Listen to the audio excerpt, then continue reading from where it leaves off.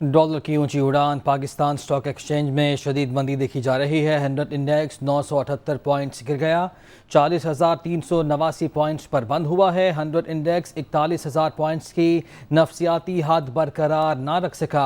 दौरान trading stock market में 1077 points की गिरावट देखने में आई है। खबर है पाकिस्तानी मईशत के लिए बिल्कुल अच्छी नहीं है, अच्छा साइन नहीं है। डॉलर की ऊंची उड़ान बरकरार है।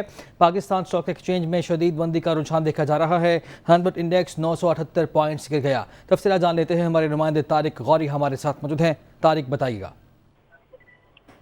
देखिए, इसकी सबसे बड़ी वजह तो आज फिच की जानिब से पाकिस्तान की मईशत के आउटलुक को मुस्तहकम से मनफी कर दिया गया है, जिसकी वजह से हमने देखा कि सरमायाकारों का एतमाद को ठेस पहुंची। और यही सिचुएशन हमें गुज़िश्ता रोज भी नजर आई, जिसमें हमें एक चीज नजर आ रही थी कि IMF की जानिब से जो डील है वो भी ताखिर का शिकार है। अब 3 से 4 हफ्तों में इस हवाले से कोई खबर आएगी।